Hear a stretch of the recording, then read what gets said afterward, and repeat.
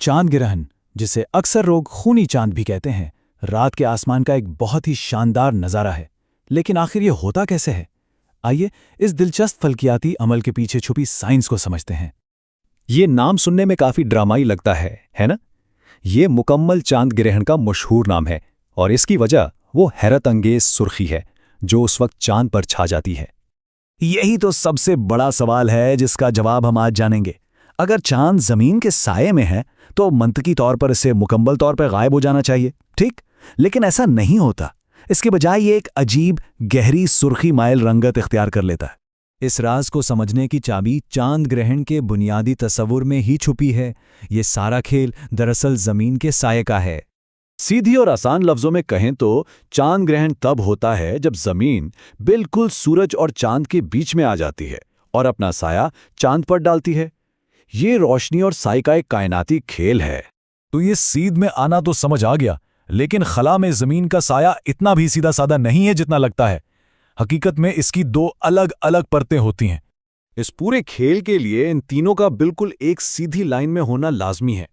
अगर चांद का मदार थोड़ा सा भी ऊपर या नीचे हो, जैसा कि आम तौर पर होता है, तो वो जमीन के साए से बचकर निकल जाता है और ग्रहण नहीं होता। तो इस साए के दो अहम हिस्से हैं। एक है अम्बरा यानी मरकजी, बिल्कुल गहरा और तारीक साया। अगर कोई अम्बरा के अंदर हो तो सूरज बिल्कुल नजर नहीं आएगा। दूसरा है पेनम्बरा, जो एक हल्का बैरूनी साया है जहां सूरज की रोशनी सिर्फ थोड़ी सी रुकती है। ये फर्क समझना बहुत जरूरी है। अच्छा, तो अब वापस उसी सवाल पर आते हैं। अगर चांद जमीन के सबसे गहरे साए यानी अम्बरा में है तो फिर वो काला क्यों नहीं हो जाता? लेकिन ऐसा नहीं होता और इसकी वजह हमारी अपनी जमीन पर ही मौजूद है। जी हाँ, हमारी फिजा ही वो जादुई चीज है जो चांद को सुर्ख रंग देती है। अगर ये फिजा ना होती तो चांद जैसे ही साये में दाखिल होता आसमान से मुकम्मल तौर पर गायब हो जाता। अब होता यह है कि जब सूरज की रोशनी जमीन की फिजा से टकराती है तो नीली और बनफशी जैसी छोटी वेवलेंथ वाली रोशनियां हवा में बिखर जाती हैं, लेकिन सुर्ख और नारंगी जैसी लंबी वेवलेंथ वाली रोशनियां फिजा में से गुजरकर थोड़ा सा मुड़ जाती हैं और जमीन के साये में दाखिल होकर चांद की सतह को हल्के से रोशन कर देती हैं। ये बिल्कुल वही साइंस है जो हमें रोज शाम को खूबसूरत सुर्ख गुरूब आफताब दिखाती है। जरा सोचिए, चांद ग्रहण के दौरान चांद पर जमीन के तमाम तुलुए आफताब और गुरूब आफताब की रोशनी एक साथ पड़ रही होती है। कितना शानदार ख्याल है।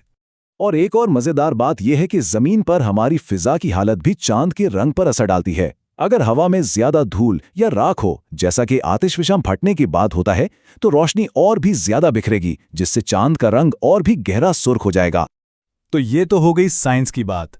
अब देखते हैं कि जमीन से ये फल्कियाती नज़ारा कितनी मुख्तलिफ शक्लों में नजर आता है। सबसे मशहूर तो कुल ग्रहण है, जिसे हम खूनी चांद कहते हैं। जुज़वी ग्रहण में ऐसा लगता है जैसे चांद का एक टुकड़ा किसी ने काट लिया हो, और नीम साया ग्रहण इतना हल्का होता है कि अक्सर लोगों को इसका पता भी नहीं चलता। ये चार्ट वाकई दिलचस्प है। ये दिखाता है कि तकरीबन 5000 साल के अरसे में कुल ग्रहण यानी वो खूनी चांद वाले ग्रहण सबसे कम होते हैं।